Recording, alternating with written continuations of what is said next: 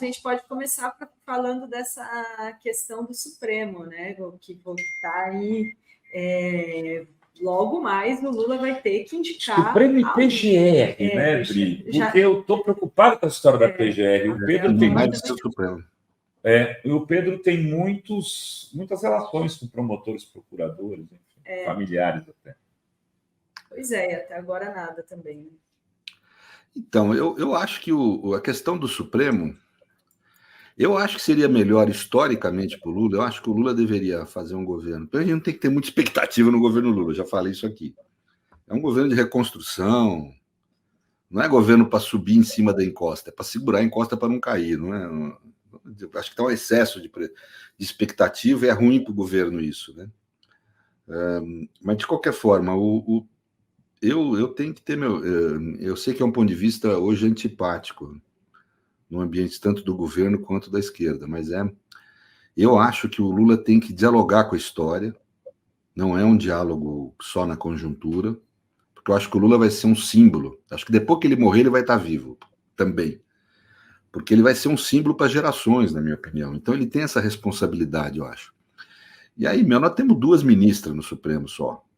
E, cara, nós estamos cheios de... Se o critério for político, ideológico, de confiança, né, nós estamos cheios de mulher que cumpre esses requisitos, e são ainda mais qualificadas academicamente, qualificadas na profissão. Eu, sinceramente, estou sendo franco aqui, eu nomearia uma mulher, assim, se eu fosse ele para o Supremo. Sei que já não... né? Agora, se não for mulher, tem excelentes candidatos. Aí tem o Dino, tem o Messias, né? Se precisasse alguém ao centro, tem o Bruno Dantas. Acho que tem aí, excelentes candidatos. Mas é que eu acho que era a oportunidade que a gente tinha para pelo menos manter uma situação que já existe no Supremo, né? Então, francamente, eu quero ser honesto aqui, eu acho que vai estar cometendo um erro se não nomear uma mulher, porque eu não vejo motivo para não nomear, né? E realmente o número de mulheres no Supremo é muito reduzido. No judiciário inteiro, se você for ver, não no começo da carreira, gozado que passar no concurso, na competência, elas vão. Então você tem... Agora, você pega, na hora que a política quer subir para os tribunais superiores, aí elas não vão, né? E é um equívoco isso, eu acho, sabe? Bem, porque é riqueza, o STF fica mais rico, o STF fica mais rico se tiver diversidade, né? Bem, isso é uma coisa. Outra coisa que eu acho que é mais preocupante agora em STF não é a nomeação, isso é problema mais do Lula do que nosso, o negócio de nomear ministro.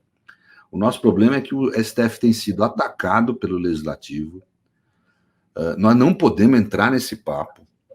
Nós não podemos. Agora, a última é aprovar na comissão da Câmara, é uma mera provocação, nós não devemos achar que é sério, aprovar essa lei contra o casamento de homossexuais, né? Isso é óbvio que é uma provocação, porque o conteúdo é inconstitucional, e é uma mera aprovação numa comissão, né?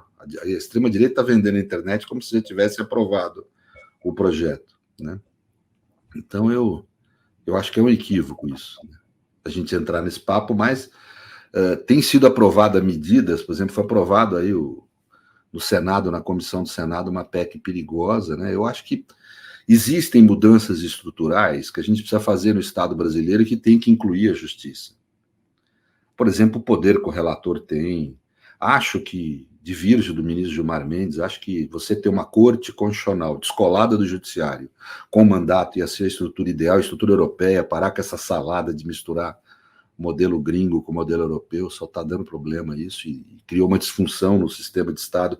Mas tudo isso é para discutir lá na frente. Hoje, nós estamos num momento excepcional da vida histórica brasileira, estamos enfrentando o golpismo, uma tentativa de terminar a democracia. O STF tem tido um papel protagonista nisso, não porque ele esteja agindo de forma, vamos dizer, ativista, não é isso. É que a nossa Constituição é democrática, a nossa Constituição determina o combate ao golpismo, e ele tem aplicado a Constituição. Ele tem aplicado a Constituição. Então, aplicando, por ser a força, por ser a instituição de Estado que tem por tarefa aplicar a Constituição, ele tem entrado numa indisposição, digamos assim, com a extrema-direita. Mas não é uma indisposição porque o STF tem adotado uma posição política de disputa de poder, não. É porque ele tem adotado uma posição de política de justiça, de realização da justiça, e justiça não é um conceito abstrato no direito contemporâneo, justiça é o que a Constituição determina, que é o justo, deva ser o justo, né? E ele tem aplicado a Constituição. Então, é por ter aplicado a Constituição, nós temos que ter claro que a extrema-direita ela deseja a destruição dessa Constituição democrática, a destruição dos direitos. E o STF tem feito o seu papel institucional, que é guardar a Constituição. Esse movimento de, através de medidas legislativas, enfrentar decisões do Supremo, nada mais significa do que o desejo de colocar o poder político majoritário acima dos direitos. Óbvio, um poder político sob controle deles. Ou seja, uma ditadura, um autoritarismo, é isso que essa gente quer. E eles demonstram isso quando enfrentam decisões do Supremo que nada mais fazem do que aplicar a Constituição. Se eles estivessem com uma postura democrática, eles teriam sinceridade no debate. O que eles fariam? Estariam mobilizando os seus apoiadores e tentando mobilizar e convencer a sociedade brasileira a ter uma nova constituinte, democraticamente eleita, que produzisse uma nova Constituição. Não é esse o caminho que eles estão querendo. O caminho que eles estão querendo é o golpismo, é produzir leis inconstitucionais, é adotar decisões políticas acima das decisões judiciais para tentar transformar ou o executivo ou o legislativo, agora é o legislativo, antes era o executivo, era Bolsonaro que queria isso, transformar esse poder político num poder superior à Constituição. Ou seja, a saída que eles estão dando, na crítica que eles têm à Constituição brasileira, é uma saída golpista. Essas leis são leis golpistas. Esses projetos que eles estão querendo aprovar de PECs e de projetos de lei são golpistas. A questão lá do marco temporal indígena, que eles aprovaram aquela legislação, é inconstitucional e visa enfrentar o Supremo. Se eles desejam mudar a Constituição e fossem democráticos, eles estariam propondo um debate aberto, franco, sobre uma constituinte no Brasil, para poder mudar a Constituição no sentido que eles desejam. Mas não é isso que eles estão propondo. Eles estão propondo um golpe. Golpear através de medidas ocasionais, tentar golpear e enfrentar o papel do Supremo, que nada mais tem feito do que fazer o seu papel de aplicar a Constituição. Então, o que me preocupa no Supremo é isso. E aí, quando se fala em golpismo e enfrentamento da extrema-direita no seu intento golpismo, a figura do PGR é fundamental. Então, o PGR é fundamental em vários aspectos. Na proteção do governo, quando for necessário, eu falo no sentido de proteção, no sentido democrático, ou seja, proteger o governo quando sofrer ataques autoritários, proteger a sociedade brasileira no sentido de defesa da democracia, proteger a Constituição. A figura do PGR é fundamental, e esse debate é muito importante. Hoje nós temos uma interina na PGR que é ligada ao lavajatismo. É muito ruim para o país isso, né? Então me preocupa quem vai ser a figura nomeada, é óbvio que me preocupa isso, né?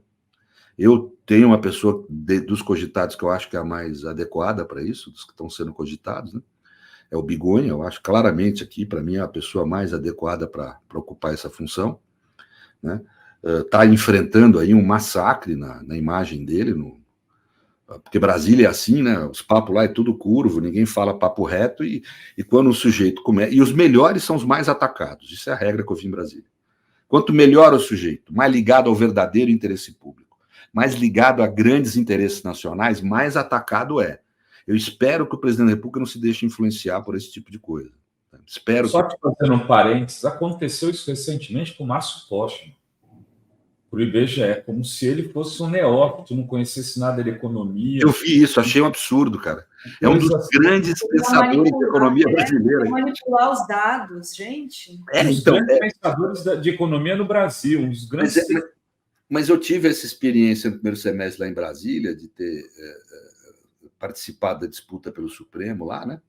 E eu vi isso, cara, eu vivi isso, quer dizer, quanto mais você tiver defendendo interesses ou posturas ligadas ao interesse público, de forma aberta, iluminada, colocando com franqueza e honestidade suas intenções, mais atacado você é.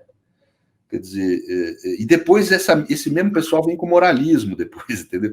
É gozado isso. A moral, verdadeira moral democrática não se defende moralismos depois, discursos, sempre com uma intenção menor de poder e de grana e etc. Então, lá é muito... O debate não é bom. Pode se debater nomes? Pode, deve ser. É para isso que... Aliás, o debate deve ser amplo, não deve ser um debate. Quem decide é o presidente da República, mas ele deve ouvir a sociedade e tal. Um debate tem que ser amplo, pode não se topar o nome do Bigonha, que é outro, não tem problema nenhum, né? O problema é o modo como se faz isso. O modo é muito, primeiro, destruidor das pessoas. Segundo, que leva a nomeações equivocadas, né? Se o presidente entra nesse tipo de vibe, ele vai se ferrar, porque ele vai só fazer nomeações equivocadas. Porque essa gente que habita aquela esfera da Futric em Brasília é gente da pior qualidade, é o chorume da sociedade brasileira, né? Então, eu tenho claramente essa posição. Agora, o que eu acho que era importante? Em algum momento, não agora, a gente revisitar a estrutura do Ministério Público, Renato. Nós tivemos uma experiência histórica agora, primeiro um período de corporativismo, que foi o da Lava Jato, né, que levou a interferir de forma absolutamente indevida na democracia. Nós não tivemos eleições livres em 2018, porque um dos principais partidos que concorria, o PT, não pôde indicar livremente seu candidato à presidência, porque o Lula estava impedido em razão de um processo penal fraudulento, uma medida de exceção de fato, não um processo penal verdadeiro, né? Mas um processo fraudulento. Ele estava impedido de participar, e quem teve iniciativa desse tipo de iniciativa desse tipo de fraude foi o Ministério Público, por agir de forma corporativista, e se protegeu de forma corporativista, e o sistema de justiça agiu de forma corporativista. Então nós temos que ter essa preocupação, não reproduzir esse corporativismo. Isso significa que eu acho um assinte. Veja, o Estado republicano democrático é o antônimo do Estado autárquico. E corporativismo é Estado autárquico, é você querer gerenciar o Estado por autarquias e não pela soberania popular, né? Portanto, é um assinte o Ministério Público, os integrantes da carreira, fazerem lista tríplice para quem foi eleito. Lula foi eleito com 60 milhões de votos. Meia dúzia de concursados querem impor para o Lula um limite a uma escolha de um agente público político, que é o PGR, né? A escolha isso constrange indevidamente o presidente da República, a soberania popular. O presidente da República, numa nomeação dessa, tem que ouvir a sociedade, não os membros de uma carreira. É um assinte, é uma agressão à sociedade e às funções do próprio Ministério Público, que diz a Constituição que deve defender a democracia acima de tudo, ou seja, deve defender a soberania popular. A forma mais correta de agir democraticamente do Ministério Público numa hora dessa é ficar quieto. É não palpitar um assunto que ele não deve ser chamado a palpitar, né? Nada torna o sujeito, pelo fato de ele ter um concurso público, dele ter ingressado num concurso público, nada torna ele superior ao resto da cidadania. A característica do Estado democrático é de não haverem cidadãos superiores, cidadãos que se consideram moralmente superiores aos outros ou mais capacitados que os outros, pelo fato de ocuparem um cargo público. Isso é aristocracia, né? Isso é outro tipo de modelo de visão de Estado. Dentro do Ministério Público se estimula esse tipo de visão aristocrática, autárquica, autoritária. Nós não podemos deixar isso acontecer. Por isso que era necessário haver uma reforma na instituição, que nós temos que pensar. Uma reforma profunda no Ministério Público. Mas isso é para pensar num segundo momento. Hoje a demanda que tem é a nomeação do PGR. Eu acho que mais do que apoiar esse ou aquele nome é que seja nomeado logo, porque quanto mais demora, mais essa interina pode criar problemas para a democracia e para o governo. Eu concordo contigo, Pedro. E essa história de, não, deixa lá a interina, que aí ela vai querer agradar o governo para continuar a interina, não me gusta. E vai depender dessa indicação a questão do Bolsonaro, né? Também. Ele pode ou não. Eu creio que sim, né? Eu espero que seja nomeado. Veja, de um lado, você tem o corporativismo da Lava Jato durante um período, e do outro período, você teve um servilismo excessivo do Ministério Público à chefia do Executivo. Então, veja que são duas situações indevidas. Uma situação autárquica, supressiva da soberania popular, e uma outra situação que prestigia a soberania popular, suprimindo os direitos e a Constituição. né? Democracia constitucional significa uma democracia que equilibra direitos constitucionais com soberania popular. Quando um procurador-geral da República, para servir ao executivo, deixa de agir em favor dos direitos e da sociedade, ele está destruindo o Estado democrático também por um outro caminho. E é isso que nós vimos no último governo, um procurador-geral da República que agiu como... Aliás, vamos ser objetivos aqui, não foi Bolsonaro que criou isso. Salvo os governos do PT, todos os outros governos nomearam procuradores gerais que eram engavetadores.